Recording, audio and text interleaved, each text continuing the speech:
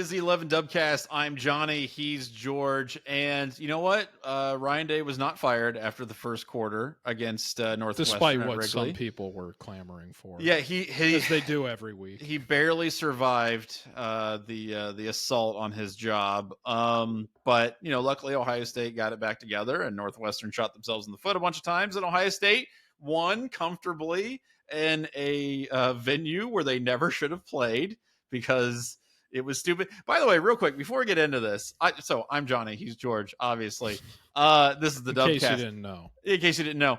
One of my favorite parts about the entirety of both this game and then the lead up to it was, so I would, I listened to, the Fan 97.1, the Fan pretty regularly, into work and, out of work and whatnot. And they were talking to Paul Keels on Saturday and asking him about like this unique Wrigley experience. Like, isn't this just such a cool thing that you're experiencing? Have you ever seen this in all your years of broadcasting? It's unique. Yeah. And Keels was like, I hate this. Why are you making me do this? This sucks. And he didn't necessarily, obviously didn't say exactly that, but you could tell that he was just not having a great time. And then tonight, I was driving home and they were talking to Keels about it. And he was like, let's hope we never have to do that again. So again, you've got Carnell Tate catching passes that nobody can see because people are standing up in front of the cameras. The press box, is behind what is normally home plate, which is in this case, the corner of an end zone. It's just goofy and funky and weird. And no, Ohio State didn't score in the first quarter, but yes, they scored 21 points after that. Northwestern looked good for a hot minute, but then got nothing else accomplished for the rest of the game. I think Andy actually had a really good tweet where he was pointing out that in terms of offense, Northwestern started with 13 carries for 53 yards in its first two drives, and then it finished with 30 carries for 50 yards. So that means that their next 17 carries amounted for -3 yards of rushing. So they didn't get 50 more yards on top of that. They just got that was their team rushing total for the game. No, I think, well, let me make, their team rushing total for the game was 50 yards.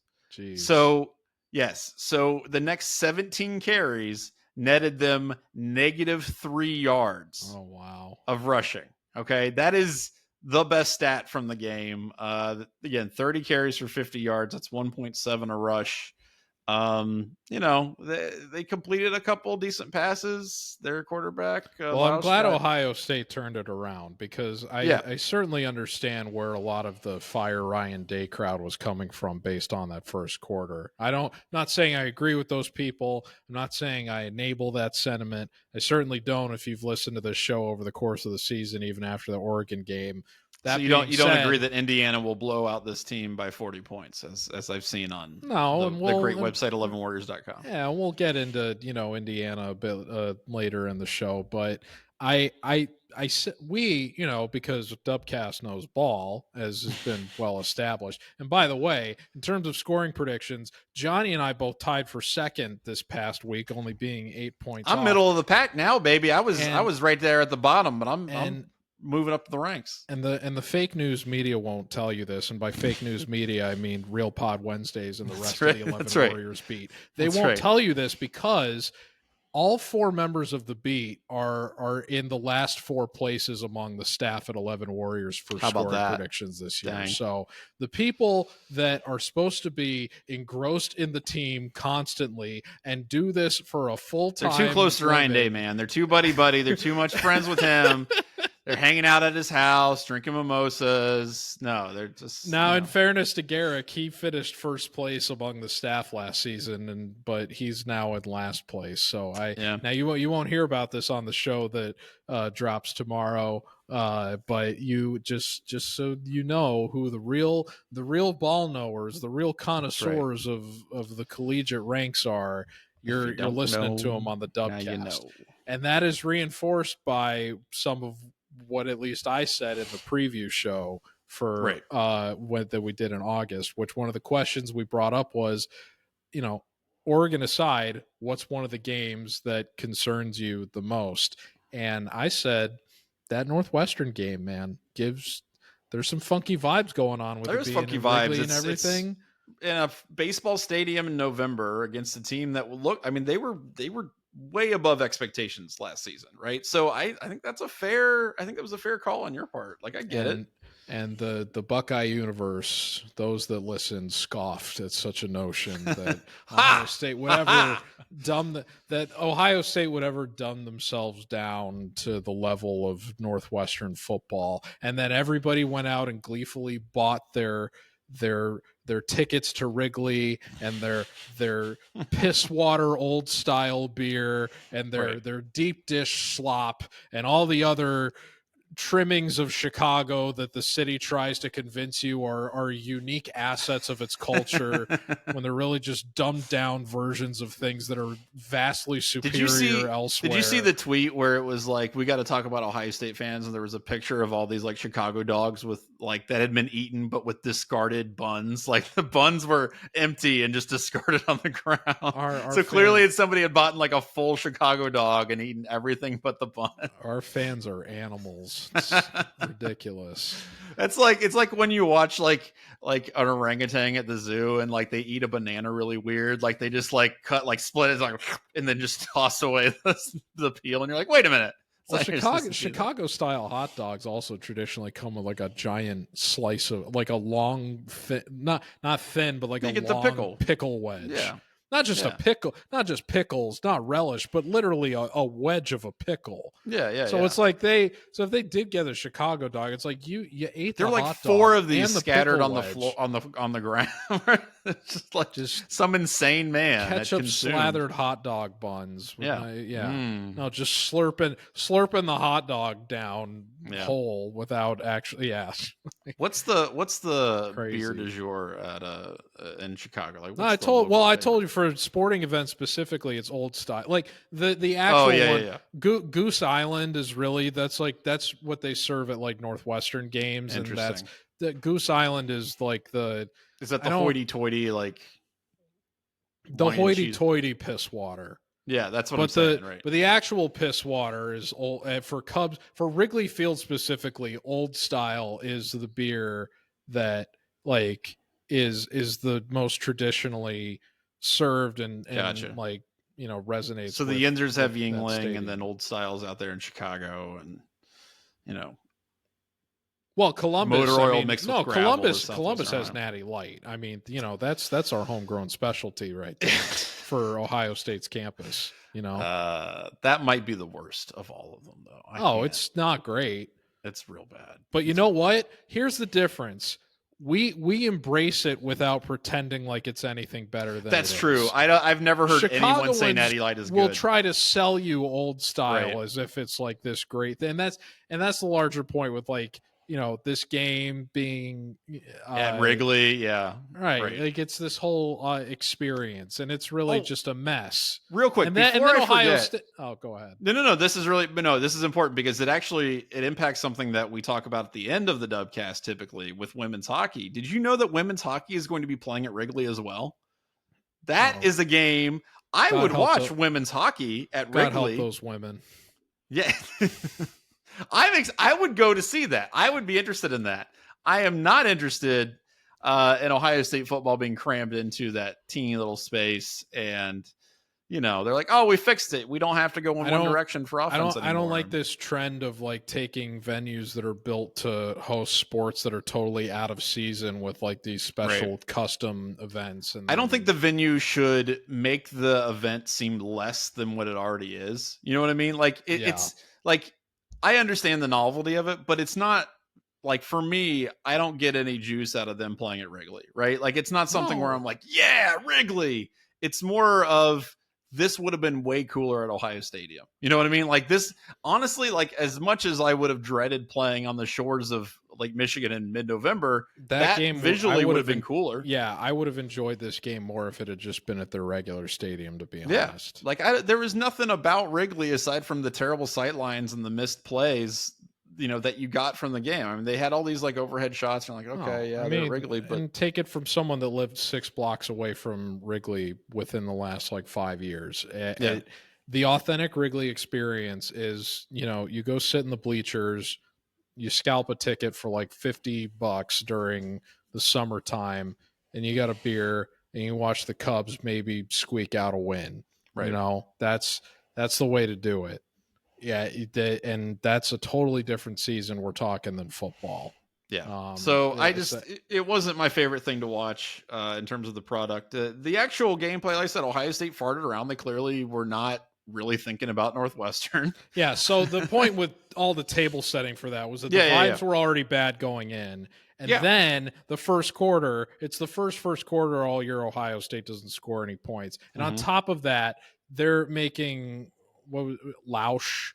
I can't remember. Was it Jake Lau? I don't know. Yeah, he looked like an all-pro out there. He was kicking he certainly looked above whatever the perceived ability was going in.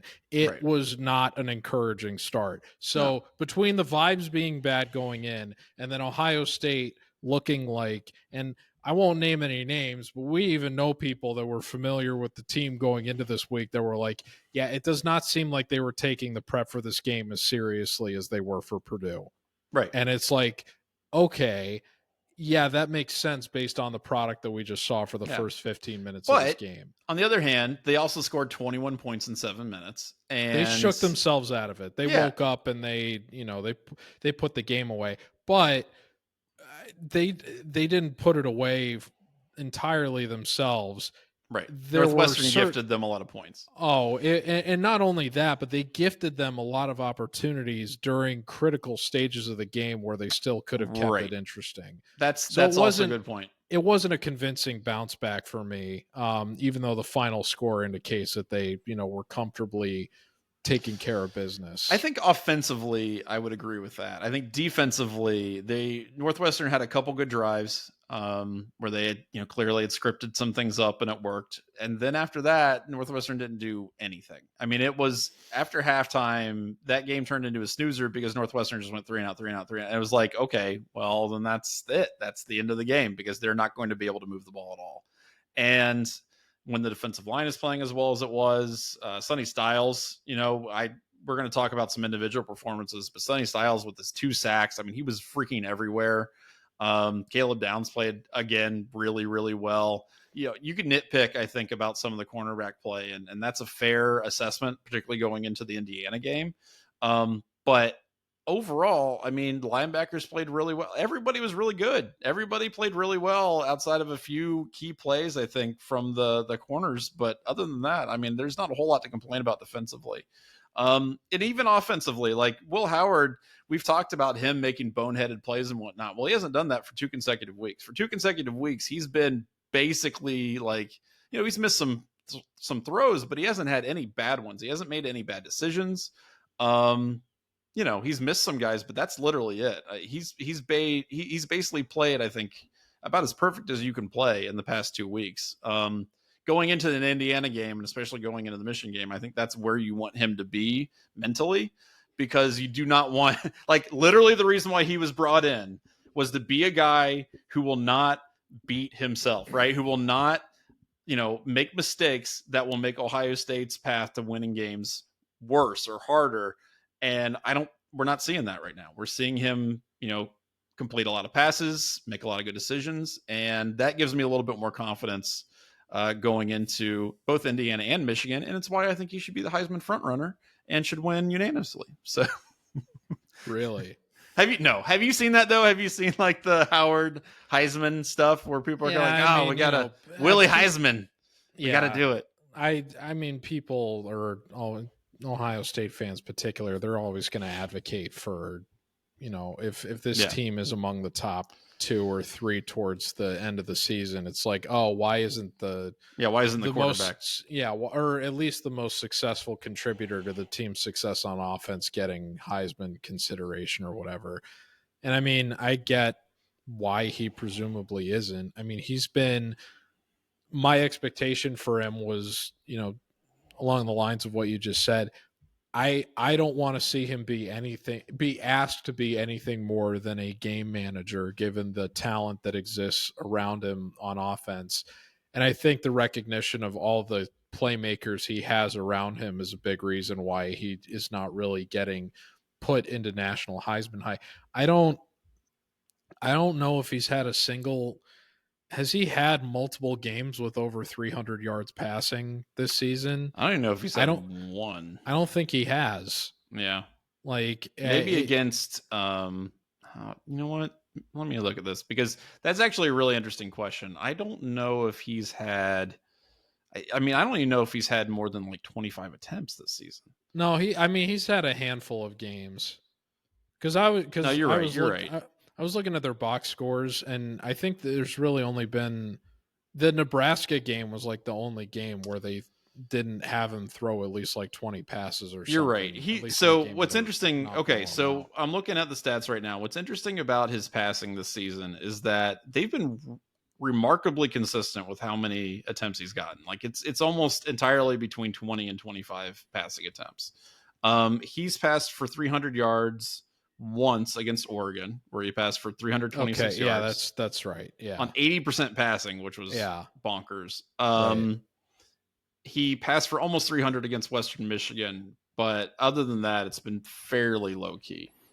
So yeah, but still, he's just super efficient. Like he's super efficient. I mean, it's that game and the Penn State game, or feel like two of the only games where he's played the majority of the fourth quarter this year. Right. Like every other game, they've been able to call the dogs off. Yeah, Cam Ward's out here. He racking up 300 yards every fourth quarter because that's what Miami needs. And that's not really been what Ohio State's been asking him to do. Yeah, but I mean that also is going to be why Cam Ward's going to get more consideration, right? Because he's playing. He's even though it's easy to dog Miami for being like either playing from behind or having to play with their hair on fire to stay ahead late in a lot of these games, you're still playing with higher stakes in those situations, which is why you have to play a level up.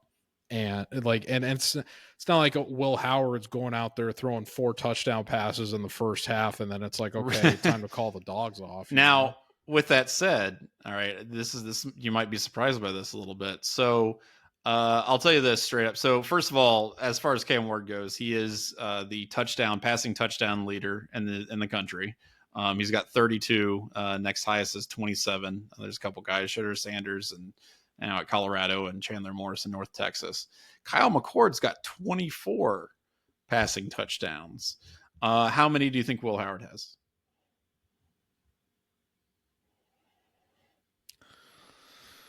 It feels like he's been getting about 2 per game. Okay. At least, usually. So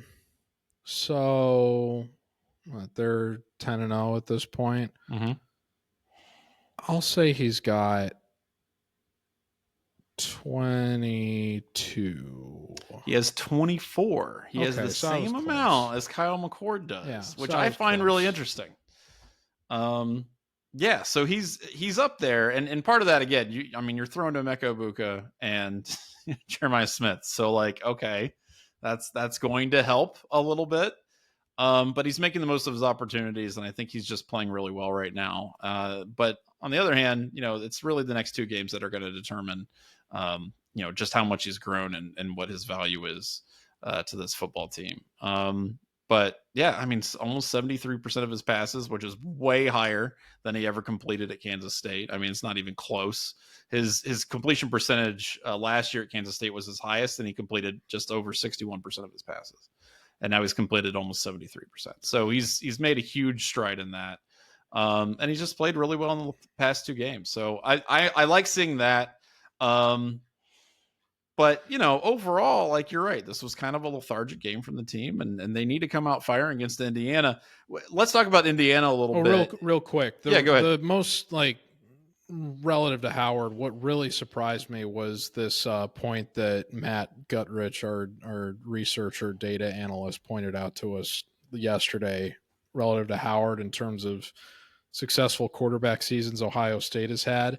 Mm-hmm. If you're looking at QBR stats for a whole season, and there's still 2 games left, so if Howard stinks up the joint against Indiana and Michigan, this could change drastically. Sure. But at the moment, Will Howard's average QBR is, through 10 games, the second highest for any individual quarterback in a season in Ohio State history. That's insane. The only season that it was better was CJ Stroud's first season as a full-time starter in 2021. That's wild. He's better than both of Justin Fields' campaigns in 2019 and 2020. He's even better than CJ Stroud was in 2022, which is super bewildering. And what really shocked me was that he knocked Dwayne Haskins out of the top 5 with his play this year. That's wild. The fact that in terms of QBR, he's having the second best season for a quarterback, it really does not feel like that, because most of what we remember, just because we're eternal glass half empty, like demanding perfectionists as Ohio State fans. We're the id of the Ohio State fandom. It feels like the most impactful thing he's done this season is that pick 6 that started the game against Penn State. That's been his biggest moment. Right. Even though he played, other than, unlucky fumble aside, his passing the rest of the game was pretty stellar. Yeah. And that's he hasn't had like the signature turn the burners on moment yet, where it's like, wow, they won that game because Howard just absolutely destroyed them with his arm in the second half. I feel like he did do that against Michigan State. Like, that was the first passing performance from him that really impressed me, was particularly the second half of that game. Yeah. I mean, again, that was Michigan State. Right. Like, so he's got an opportunity to do that, I think, the next 2 games. I think really, like, if he comes out and just absolutely torches Michigan, I mean, that's going to make a big impression on fans, particularly with him or with Michigan being in the position they're in and not having beaten them for a few years. If he's really able to like light them up for like 5 touchdown passes or something, I think that's going to open a lot of people's eyes in terms of how good he's really been this year. But I don't think the narrative among fans this year is that he's been that good, where this is the second most impressive season from a quarterback we've seen in Ohio State history. No, you're absolutely right. It doesn't feel like that's the case. You're absolutely right. And it reminds me, I was thinking a lot about comparing him and JT Barrett and kind of their role in the offense and what they're asked to do, and not really take that starring role, but to be a facilitator and just try to, like, get it to the playmakers as well as you can. But JT Barrett also had, I think, what cemented him. First of all, you beat Michigan, many times, and that's something that'll stick in people's memories. But also that comeback against Penn State, where he essentially was perfect for an entire quarter and was the offense for an entire quarter. Will Howard hasn't, to your point, he hasn't had a moment like that where he just took over a game. I would love to see that in the next 2 games. That would be incredible. But I agree with you. I think that's why that perception isn't quite there yet. But you beat Michigan, that changes a lot. You make a run in the college football playoff, or you win the Big Ten championship, that changes a lot. So there's still a ton in front of him. And that's just different from past seasons, where you would have a lot of this stuff as your defining moment, as opposed to just like kind of a pit stop on your way to, the postseason. So it's just an interesting even the Oregon dynamic. game, which is interesting. You bring it up as the only 300-yard passing performance he's had this season. He didn't commit any turnovers. Like he was fantastic. But the only thing people remember is that he didn't go down. He didn't go down in time. Right. So it's the same thing. It's like people after the Oregon game with CJ Stroud, where CJ Stroud threw like a 5,000-yard performance. Well, they were playing for behind the whole game. That was a lot of that was just. No, I'm aware of that, but he still was unbelievable during that game. Like I think Howard had a better game against Oregon than CJ Stroud. Right, but my point is that CJ Stroud played very, very well against Oregon, and he was not the reason why they lost that game. But people were like, "Oh, I can't believe this guy. What's going on?" It's like, what do you want from the dude? He threw for like 450 yards. Like, you don't just do that. So anyway, my point is that we'll see we have the opportunity for some signature moments in the next couple of weeks. Indiana's coming up. We just want to briefly mention that if you did have something that you could take away from this game that might give you pause, it was how Northwestern attacked Ohio State's corners. You did see some of those, like you were mentioning kind of the pre-show when we were talking about it, the fade routes, where super hard to defend if they're thrown correctly, but it's kind of a team effort to make sure they're not. And it was working for them for a little bit. So Not if you've just got an entire them, offense predicated on that, then that might give you some pause. I don't know. It's worked on Ohio State with several teams all year, and not just good teams, but very bad. That was all of Purdue's offensive success in that shutout. The plays that set up all of their missed field goal attempts and falters in the red zone were them throwing those back shoulder routes. Yep. And granted, as you alluded to, a lot of the receivers were making incredible catches in those cases, and the execution from multiple parties of the offense has to be pristine in order for that path to work, but it keeps working. And like talent that you wouldn't anticipate to be able to pull off those kinds of plays against Ohio State, like Purdue, like Northwestern, have been able to make it work against Ohio State corners, one of whom is particularly notorious at this point for committing holding and defensive pass interference penalties, which you would think those jump ball routes are kind of conducive. Like, people make jokes about no, but that's why they're running that's the why pass they're attacking interference him, offense. Yeah, but that's why they're attacking him, because they know he's going to get handsy. They know Igbinosun is going to get handsy on that, and they're like, well, if we get an incomplete, at least there's a 50% chance that it's a 15-yard penalty. So, and the people that are more familiar with Indiana's football team this year than even us will tell you that Indiana, that is a bread and butter concept in their offense for them. So wouldn't you think a guy like Cignetti is licking his chops, looking at the film at Ohio State and thinking, if these clowns in West Lafayette can run this offense, it can run our offense on them, what are we actually going to be capable of? Yeah. That gives me genuine concern going into the Indiana game. I think that's fair. And Indiana, that's my biggest takeaway, more than any of the success Ohio State had in the Northwestern game, to be honest. I think that's fair, and I think Indiana is a legit team. They have played a lot of really, really trash teams this season. I think that should also be pointed out. It should also be pointed out that they did nothing against Michigan in the second half offensively. They looked terrible. In large part because Michigan was starting to get home on Rourke, and just he had an awful second half. I think that's really where the difference is between Ohio State and some of these other teams, is that you're going to have a lot more pressure on the quarterback, and they're not going to have the same kind of time to do 25-yard fade routes and stuff like you're not going to be able to do that, because you're just not going to have the time. Well, I hope so, because sometimes the pass rush shows up for this team, and sometimes it's totally invisible. Well, and that's if we get another one of these 0-sack Jim Knowles games, like what happened in Oregon, right? What is the ceiling for Indiana in this matchup? Yeah, I think he's going to have to continue to be creative, dialing up these blitzes and giving guys like Sonny Styles the opportunity to make plays. And I mean, shoot, like Caleb down, like letting them come up a little bit and be athletes, as opposed to, hey, you have to work within this very set, defined place. And make plays and stuff like that. There's nothing necessarily wrong with that, but it also kind of hamstrings you a little bit. It puts the cuffs on you a little bit.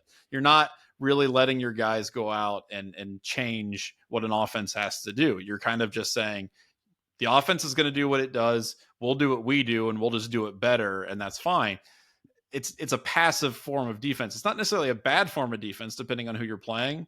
But when you have a talent disparity, especially on the defensive line, like you do, and I think, coming into this game, you have to pressure that. You have to really push the issue. And so I hope that it continues to be as aggressive as he has been against the likes of Purdue and Northwestern, because that's paid dividends. They've looked really good. They've looked really good at times. They haven't always gotten home, but they've pressured the hell out of the quarterback. And there's been more creativity than there was in the Oregon game. They're doing stunts in a way that we hadn't seen. I mean, they're playing differently than they had been, and they just need to make sure they keep that up. So I don't know. I'm optimistic for Indiana, but I also think it's definitely it could be a tight game for longer than people are comfortable with. I can see the paths to more frustration that would elicit a reaction similar to what we got in the first quarter of the Northwestern. I would agree with that. Is all I'm trying to being a little bit of devil's advocate. That's fine. I still think Ohio State's going to win and probably even cover the spread. No, you don't. You're a fake Buckeye. How dare you? Yeah. So that's kind of our recap there of Northwestern and a little bit of Indiana. We're going to get into Ask Us Anything, but before we do that, we want to remind you that the Dubcast is sponsored by the dry goods store at 11warriors.com. Shirts, hats, stickers, check them all out. They're all great. Let's do Ask Us Anything, which you can do by sending us questions to Dubcast at 11warriors.com. Let's go ahead and get this question from Tim, who says, hey guys, not to jump Thanksgiving's place in line, but do you choose 1, a real or artificial Christmas tree, and 2, multicolor or white tree bulbs, and for the lights, little bulbs or big bulbs? So we're getting into some Christmas tree specifics. What's your take on Christmas trees, George? Tim must be the kind of guy that starts listening to All I Want for Christmas Is You on November 1st. When all the radio stations turn over, he's like, yes, finally. And then just like bumps around until he gets the barking. I'm just kidding, Tim. Don't stop writing us, please. We love it. Yeah, he just turned the Dubcast off. He was like, how dare they? SOBs. He turned the Dubcast off to listen to All I Want for Christmas. That's right. Mariah Carey. So there's differing stances on this in my family. We used to always, like, my immediate family, we used to always get, like, we'd go out, get an authentic tree. When I was growing up, which I used to always be mystified by, because I'd be like, what if this, how do we know this is going to fit in our house? But it just kind of always did. Yeah. Even though we would never really manage it, but we just kind of eyeball it and see what would work, and then it would work. But like, my grandfather uses the same fake, he lives in Florida. He uses the same fake tree every year and has it. I was going to say, he probably doesn't get a whole lot of pine trees imported. Yeah, exactly. So I think it kind of depends on, and I've never actually considered that, they probably don't have, I mean, I would think they don't have any problem growing trees in, Florida. I would think that you probably could go out and get a pine tree if you really wanted one, but yeah, I guess that makes more sense that geographically it wouldn't be as easily available as they would be in the Midwest. So I don't think it's a big difference. I enjoy the smell of pine trees, so I like having. It's beautiful. It's a part of the season. Yeah, I liked having one in my house as a kid. I would probably opt for that as a preference, but I understand there's more legwork involved. You shouldn't be shamed with getting an artificial tree. I'm not saying to go out and get one of those, Charlie Brown ones or whatever, but the metallic ones that are just clearly in violation of the spirit of the holiday. Yeah, one of those like pure tinsel trees. I don't agree with spitting in the face of Christmas. Yeah, those chrome ones. I wouldn't bother with those. But if you want to get a fake tree, it's I don't mind an imitation tree. My family has like ornaments that that go back to like Ukraine and stuff. Like we use very, very traditional stuff and stuff that, we get occasional little trinkets that mean something to different family members of ourselves, or like, we've got like a Snoopy one. There's like a little set of like Pokemon starters that my mom picked up at some point. There you go. During, I think, my childhood or something. There's Charmander and Pikachu and whatever are all on there. So it's the three wise men. It's just, they should. So there's equal room for like, stuff that is meaning to your family that you acquire over time, but also more traditional stuff that like the Ukrainian ones, a lot of them are just like the spherical bulbs and stuff, but right. It, it's a holiday, man. It's one that's meant to be shared with family. It should reflect your family traditions or story or whatever. So whatever's just reflective of your family experience is totally fine. There's really no preference involved. Yeah. I mean, my family growing up, we had tons of Christmas. Like we had 3 to 4 Christmas trees in our house every Christmas, which means that's interesting. Yeah, it was interesting. We didn't decorate all of them. Yeah. And it's not like we lived in some giant house or anything like that. I grew up in a very modest middle-class house, but we just shoved a bunch of Christmas trees there. So we always had one real one at least. We had a smaller one for the dining room that was like, one of those where it's only like 3 feet around, pretty small. And then that was just like random doodads and whatever crap. And then My mom has her own tree for like the family room where she can do whatever she wants, and that's fine. And it's This a is very my tree. Yeah, well, no, that's it's sparkly and very fancy. Not for you. Yeah, and then we had a children's kind of tree on the second floor on the landing where it was all like we could decorate it, me and my sister, and it was fun. I loved all those trees. Usually, only one or two of them were real. The other ones were fake. And I loved it. I loved decorating the trees and having all this stuff. And we also had, ornaments, not necessarily going back to the old country, but like, stuff that my dad had when he was a kid. And that was always fun. I always enjoyed putting that stuff up. Now, and each tree had kind of a different like motif. So, you're asking didn't have about any like ornaments handed down from your mafia affiliated Italian family members. Yeah. No, those are just like fingers that have been cut off and stuff like that. Hey Johnny, Merry Christmas. Hey, don't ask where this came from, just hang it up. Hey, you're a good kid. So, but all of them were different. So some of them were multicolor, some of them were white lights. I like the big bulbs that are multicolor. That's my thing. Our house now is very tiny. We live in a very small house. We do not have room for a large Christmas tree, much less a real Christmas tree, which would have like sap and needles everywhere. There's just no way we can do that. So we have an artificial Christmas tree, but we decorate the hell out of that with just, I don't know, 50 pounds of ornaments. I mean, there's no spare, like there's no room for anything else on it. It's just covered in stuff. So I enjoy that. And then you got to get, I like the big multicolor bulbs. That's just my thing. And the other thing I've noticed, especially relative to the situation you just described, is that pets are much more enchanted by real trees than fake trees. Yes, that's true. I don't need my dog peeing all over our tree, which would 100% happen. You have a cat too, right? Unfortunately, the cat's passed. But no, I'm sorry to hear No, it's that. okay. It's okay. He's lived a long and full life. Yeah, the cat made an appearance. The cat made an appearance earlier this year. He did. Yeah, he was there. No, it prompted Jasper, right? Was the yes, cat? Jasper. It prompted Jen to write in on this very segment. Ask us anything. Sorry to announce to faithful Dubcast listeners. Oh my God. Well, I hope. We know. Well, my hope is that in the afterlife, through his passing, Jasper will elicit the same kind of sympathy and attention as Ben did for Kirk Herbstreit. So if that's if anybody wants to like just give me an outpour of sympathy, I'll take it. I'm giving you sympathy. No, I appreciate it. No, he was a great cat, but he was also a very old cat, and it was okay. It was sad, if Jasper were still around, my point is he would probably very much enjoying engaging with a real Christmas tree in your house, and I'm sure that would just create a big mess that you don't want to it's not deal something with. I really want to deal with. So we have minimal space, but we try to make maximal fun out of the space that we do have. So it looks out. I think we do pretty well. And that's what the holidays are all about. That's right. So this next one here is from Kevin, who says or wants to know, guys, if all the current Ohio State sports fought each other, who would win? Women's hockey? ?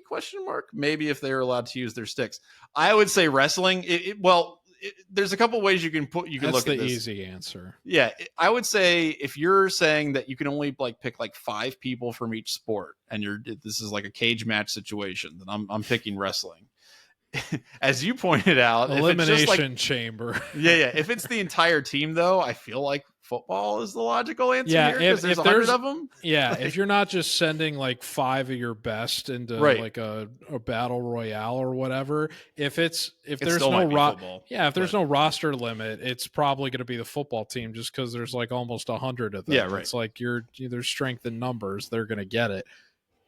That being said, if it is just a matter of best representatives, it's probably going to be wrestling just because they have the closest thing to sports combat experience. And they're also insane. I mean it's the toughest sport. But I like to think that if you're limited, I want to think the basketball players would have some kind of just physical, because this is the thing, man. I mean, only if they got a different strength and condition. No, there's a reason there are weight classes in fighting. All right. That's true, because there's at a certain point, the most trained, 125-pound flyweight is not going to be able to do anything against a 6'5", 275 300-pound reasonably athletic person with very limited training. The difference in strength is just too overbearing. Right. So I like to think someone like Ahmad Bradshaw is probably, or not Ahmad Bradshaw. That was the Giants running back.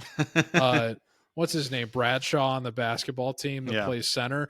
The guy is like 7'1". He's enormous. Like, he's just gonna pick somebody up by their head and just like shake. Yeah, with that kind of reach, and I mean, you're not going to be able to even hit the guy because he's like, he's a foot taller than most of the people that are going to be on the wrestling team. No, it's like the Ewoks in Return of the Jedi. Like but they're going to be able to take him down probably pretty easily just because of how tall he. Even though being tall, if you know what you're doing, can help your ability to defend tackles and takedowns. But again, it comes down to what rule set we're using. Like if it's pure boxing, the wrestlers can't box them. Then give me the guy with the reach and the height and whatever. So this question can go different ways depending on what kind of parameters you put around the context of it.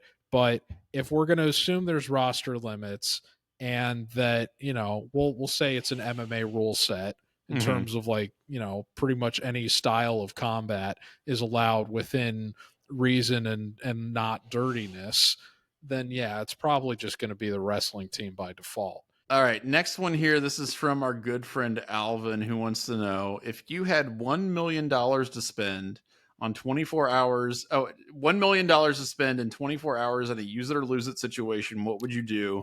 And the spending cannot be in any kind of investment, so you can't just like put it in the stock market or some stupid thing like that. Okay.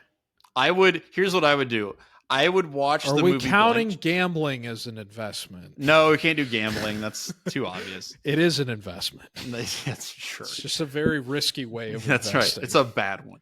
I would watch the movie Blank Check. I would write down all the things that the kid spends his money on and see how far I could get before all my money was gone. So I would like buy, the 50 CRT screen TVs that are like 100 inches each. I would try to recreate that movie as best I can and see how long I got before I ran out of money is what I would do. And then the FBI would investigate me and it would be great. God,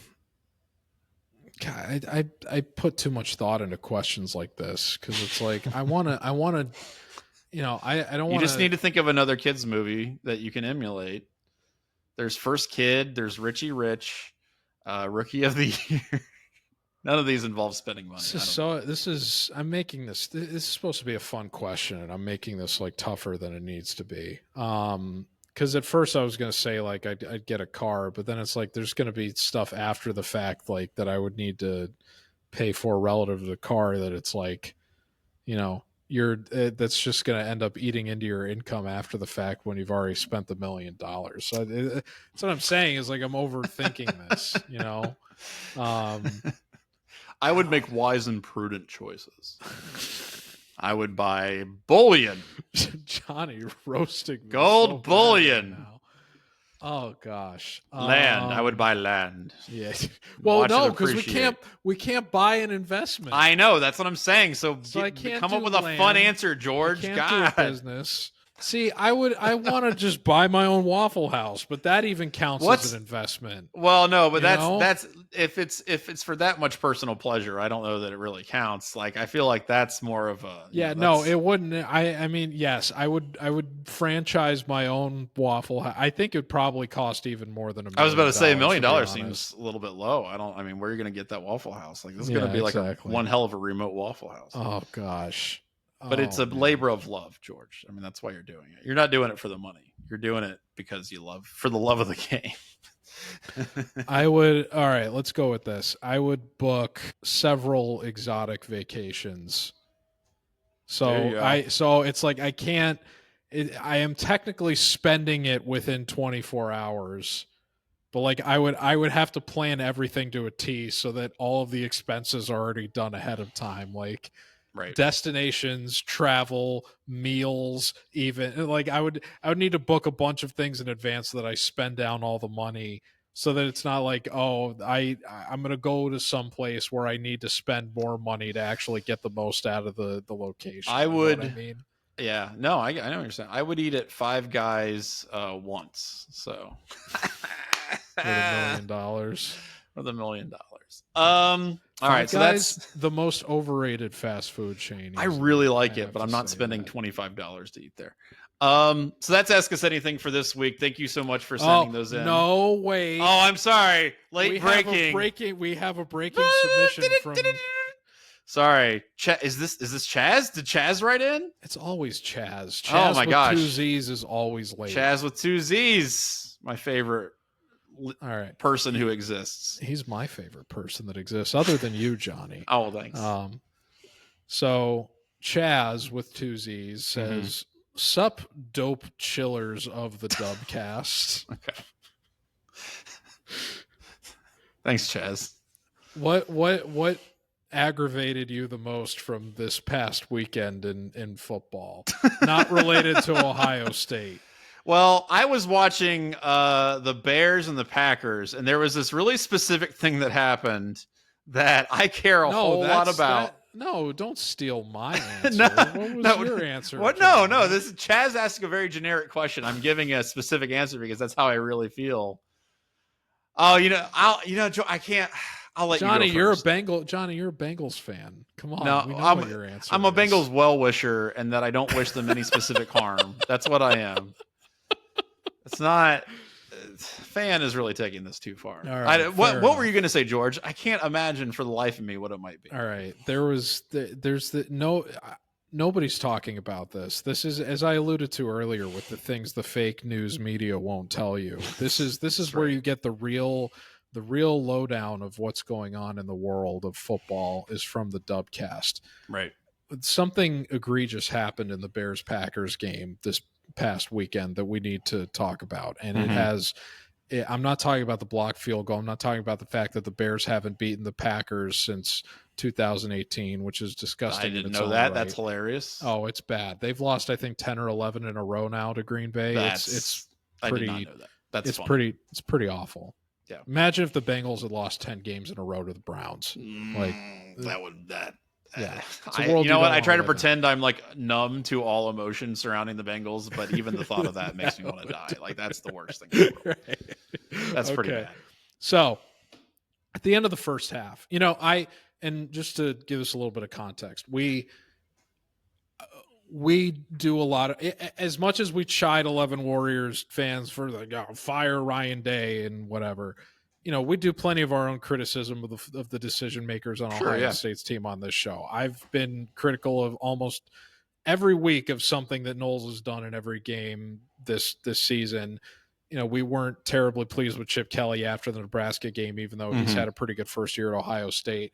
And even Ryan Day isn't above reproach as much as we've defended him on this show. Sure. We do a lot of criticism, and there is a space for that as a fan.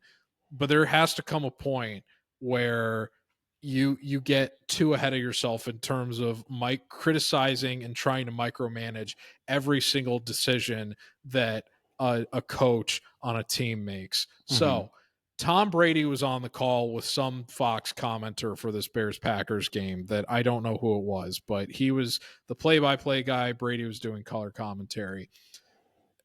The Bears just fired their offensive coordinator. But everybody wants the Bears head coach, Matt Eberflus, to be fired because they think he's ruining Caleb Williams and the Bears are performing below expectations and what have you.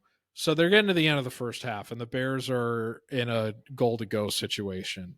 And there's like 30 seconds left, and the clock is running, and they have 2 timeouts. And both of them in the booth, Brady and this other guy, are kind of like, why isn't he calling a timeout? Why isn't he why is he just letting the clock run or whatever?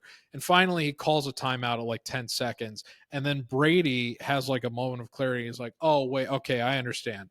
He's calling the timeout so that they're going to run. They have 10 seconds to run one more play.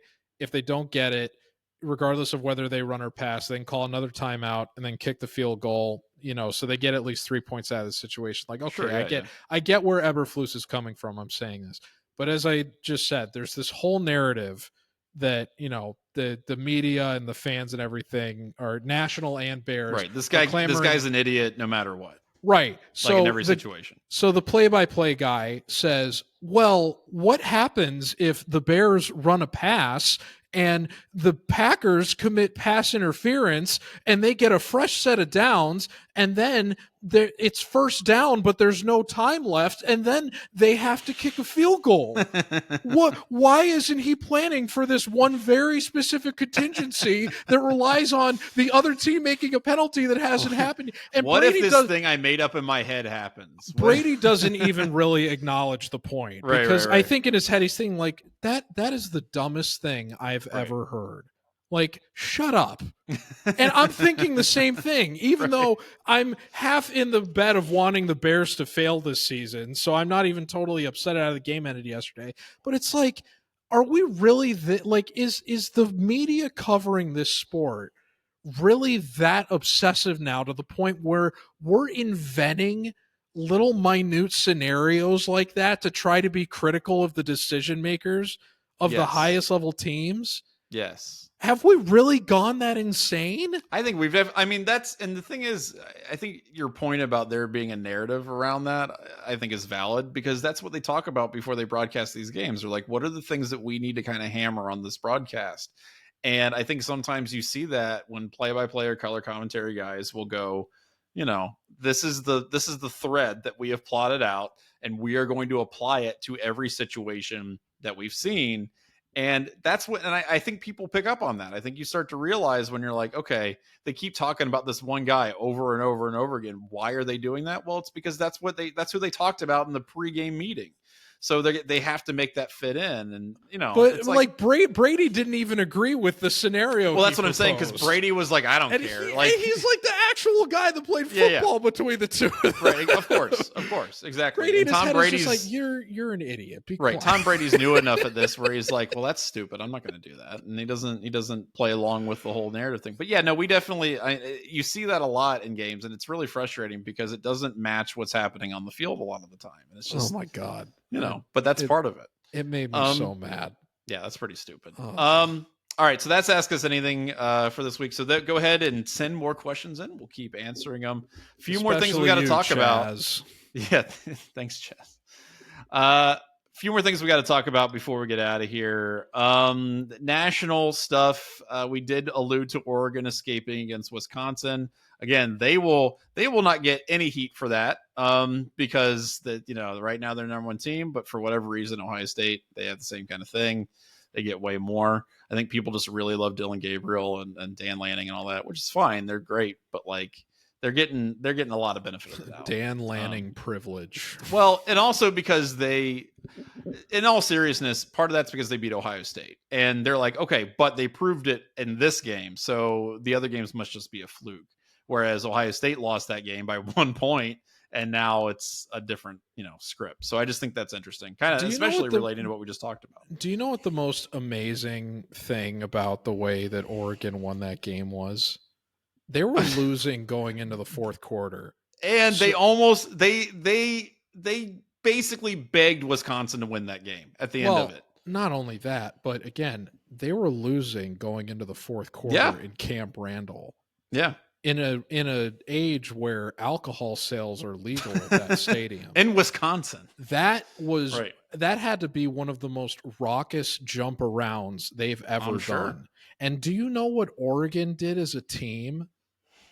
They participated in it. Yeah, the entire team was leaping up and down, and they were doing it in a situation where where the first play after the fourth quarter started was a 4th and 10 where they were losing and had to go for it. Yeah. And they converted it. Yeah.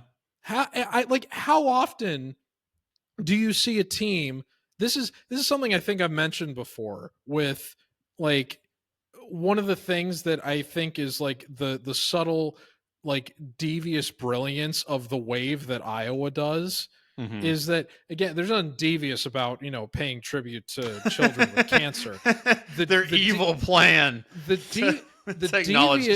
deviousness of it is the conundrum that it puts the opponent in, because it's either, if you don't participate in it with them, you look like kind of a dick, right? Yeah, yeah. It's and you can't. It's hard to maintain. You can't mean mug while you're like, being nice to kids who are in a hospital. So they've devised a tradition where they're bringing you out of that mentality after the first quarter in a critical moment of the game, and you're left with the situation of either do I participate in this thing that the other team is pressuring me to join into, or do I, try to maintain my stoicness in the face of looking, but it's the same thing Hayden Fry did with the pink locker rooms, right? Where it's like it's a calming color. We're trying to get them out of the game. It's a very subtle ploy to gain a psychological edge over your opponent and jump around in that sense, kind of, which is why it's like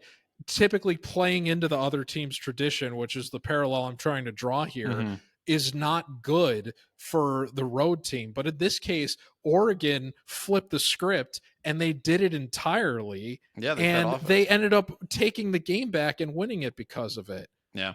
I'll give you another example in a game we're about to talk about. The Florida social media team caught Brian Kelly singing Won't Back Down during the LSU game this past weekend. I really hate Brian Kelly. And look what happened to LSU. I hate Brian Kelly so much. And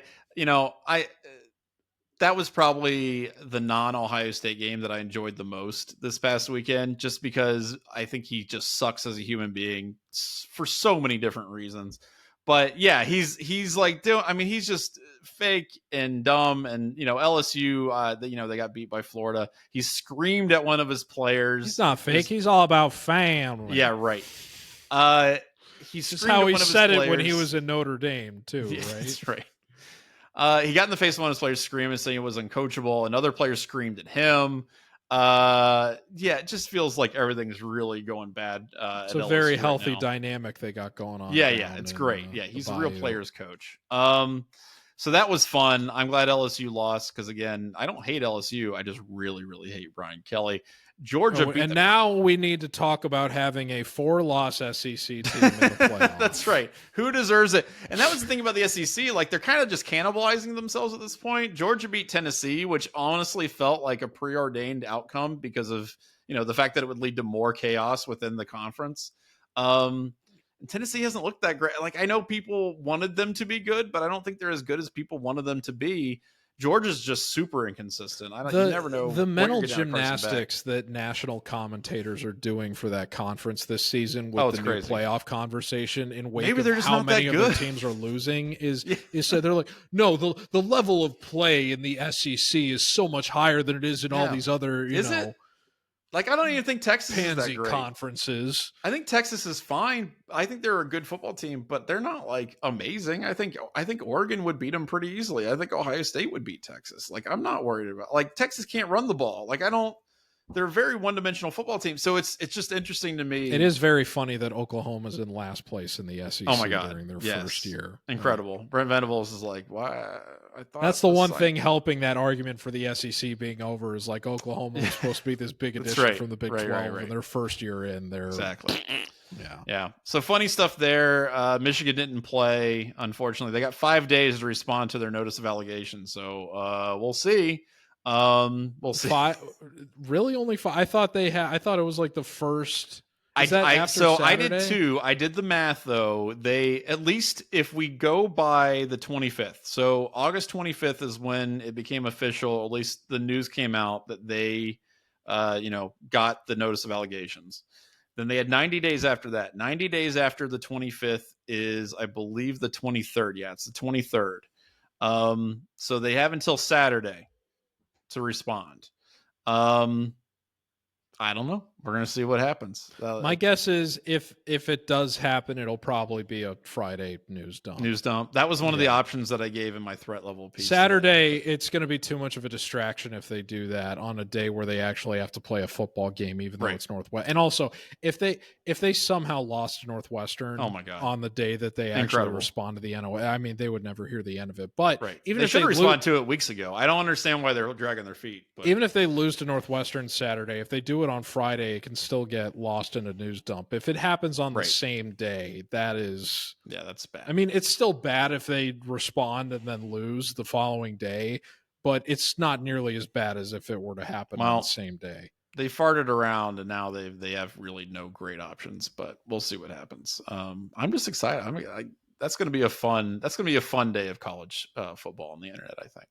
A couple more things I want to talk about before we get out of here. First of all, men's soccer. Ohio State men's soccer won the Big Ten tournament championship over Michigan, which is even, that's just cherry on top. It's their first one since 2009. They are pretty cemented themselves as one of the best soccer teams in the country. They're going in the NCAA tournament as the number 1 seed. So pretty awesome on their part. That's really cool to see. Also really cool to see is Sammy Sasso back on the mat. He, if you remember, he had a shooting. He was shot in August of 23. Had severe nerve damage and has spent so long, hundreds of days coming back and working to get back on the mat, and finally did. Went back, got a win. He was a 2-time Big Ten champ, 4-time All-American. He's back in it to win it, and it's really, really awesome to see that guy back in action. That's super cool. And then also women's ice hockey split a series. I got to say, best new rivalry in sports between Wisconsin women's hockey and Ohio State women's hockey. They split at the Fieldhouse over the weekend. So that's going to be an interesting rivalry going forward into the rest of the season. So still a lot of fun stuff. Men's basketball, ups and downs. Speaking of fun stuff. They got skunked by the Aggies. That's not something that you want to see. That's why we didn't really talk about it. And you know what? We also, real quick, we didn't talk about Carnell Tate. I'm a little, we should have, I feel like we need to give him his flowers. I guess that is, I said I didn't really have any good takeaways from the Northwestern game. I want to end on that by acknowledging that the guy comes back in his hometown crowd, two incredible touchdowns. I did want to talk about basketball for a sec. So if you do want to end on that, can I shoehorn this in real quick? Give me your basketball hot take. Let's do it.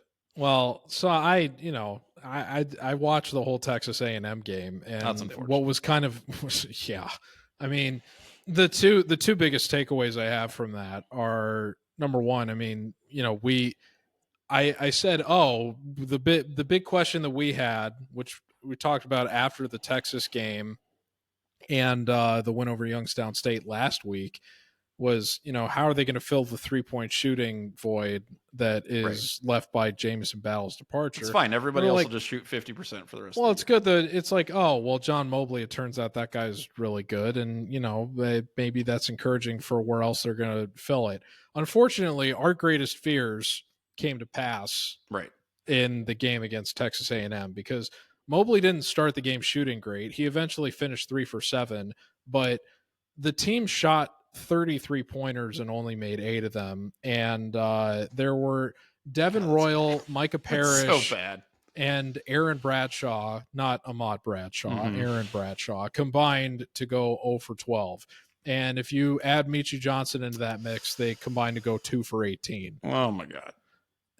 This team, if John Mobley's the only 3-point shooter on a team that needs to shoot 33s to keep the game close, it's going to be a bit of an island of misfit toys situation with this team in terms of, and that's what they want to run and what they're actually capable of. And that's like a Holtman special there, right? Where it's like, let's just shoot ourselves back into the game, and then it never happens. And that's, you can't be they were taking a lot shots. of threes in the first half, even when the game was, it was close for most of it. And then A&M finally ended up winning by 14 points, but it was clear that this team was too reliant on the 3-point shot, and you just hope that doesn't become. And again, this was a road game against early season SEC team. There's plenty of time to improve, but this was our greatest fear for this team at the end of last season, coming into the new one. And, we've kind of seen the best of both worlds in terms of what this team can be and what they can look like on their worst night already 3 games into the year. So I would just hit the brakes a little bit in terms of tempering expectations. And I would especially apply that to Michi Johnson, who, as positive and as optimistic as people may be. He can be so good and he can be so bad. Like he had the narrative of having this incredible season last year, and it's like the guy is going to be totally feast or famine in every single game. And last year, his November started out terribly. He was shooting like in the 60% from the free throw line or something. And then he gradually started stringing together all these high 20-point performances as South Carolina's season wore on. So he might, after Thanksgiving, he might break out of this slump and start to go crazy a little bit. But I do think that he's going to be the X factor for Ohio State this year. And that's not great, because when he's off, this entire team is going to look off. But when he's on, this team is probably going to be really fun to watch. So hopefully we see more of the latter than the former. But yeah, I'm with you. It's you don't want to. I guess what I'm saying is you want your basketball team to have a system that doesn't rely on one specific thing working, if that makes sense. Like, well, it's not working, let's just keep hammering it until it eventually does. Like, that's not a recipe for long-term success. So you got to be a little more multiple than that. But yeah, as I alluded to, as I was talking about on our way out of here, on a more positive note, yes, Carnell Tate getting 2 touchdowns, having an amazing catch on that first one, being able to do it in front of his hometown crowd, that's pretty special and pretty awesome, especially given all that he's been through. So yeah, I shout out to that guy having a great game. And I honestly think that for real, like, all this attention is going to be on Jeremiah Smith and Emeka going into these last 2 games. He has an opportunity to make a huge impact against Indiana and against Michigan. So I'm excited to see what he does for the rest of the season. It really does feel, honestly, like him and Howard, I feel like they have the best rapport, honestly, when it comes to like where they're at and making connections and stuff like that. Like, I think they work really well together. So I think he could really blow up here in the next 2 games. So I'm excited to see that. And I was kind of surprised that, I mean, I know it's difficult to talk about, but it goes further than just Carnell Tate, like, doing, like, having the game that he had in his hometown. I mean, the way that he lost his mother, his mother was killed in a drive-by shooting in that city. Yeah. I mean, while he was at school, like, we did a lot of chiding of Chicago, like, in the beginning of this pod. One of the other things that kind of has alarmed me as I have moved out of that city and lived in other places around the country is that, a lot of the people that live there that still talk up how great of a city it is will willfully ignore a lot of the things that are wrong with Chicago. And that level of violence has been a problem in that city for not just recent years, but really quite some time now, even as far back as when I was even in college at Ohio State. I mean, it was tragic the way that Carnell Tate had to suffer. I couldn't imagine, as someone that grew up in Chicago, losing one of my parents to something like that while being a student, while having to be a full-time student athlete even. Yeah. And especially at a place like Ohio State, where with all the pressure and then, all the competition, like, yeah, it's unbelievable. And for him to come back and have the kind of performance that he did, and granted, it wasn't against, the most elite opponent possible, but for him to come back to the city that he built himself up in as a football player and have that performance in his return was, I think, really one of the most special moments of this season for Ohio State generally. Yeah, it was really cool to see. Yeah, and a lot of people were expecting him to at least get a touchdown or something, and Ryan Day was kind of even hinting at it very lightly that it was going to happen. In the lead up to the game and whatever. But it's not like they schemed. Like, I thought if it was going to happen, like when Northwestern got their punt blocked and they were on the 1, I was like, oh, well, now it's time to just throw Carnell Tate 3 fade routes and get him his TD and get out of right. here. No, his first it was unbelievable. He laid out it was insane. Yeah, I mean, it wasn't like they just had to scheme it up for him. He genuinely played maybe his best game he was at Ohio State in this performance. So it was just nothing but good things you can say about that. And it bodes well for him the rest of the way. And, we were talking about wanting to see Will Howard throw 5 TDs in one of these games to really, cement the fact that he's been as good of a quarterback as some of the numbers have reflected. Carnell Tate showing up the last few games, I think would go a long way towards helping him do that. So I would certainly like to see more of that. Yeah, 100%. All right, so that's the Dubcast this week. We'll be back next week to break down the Indiana game. Oh my God, preview Michigan. Holy crap, I can't believe. Finally. Oh my God, so close. So that's going to be a lot of fun. So react to any response to the NOA if it does come. Oh my God. We may spend this may be a 3-hour Dubcast next week. It's going to be a lot of fun. So what a terrible thing. There you go. So until then, I'm Johnny. I'm George. And we'll see you next time. Take care, folks.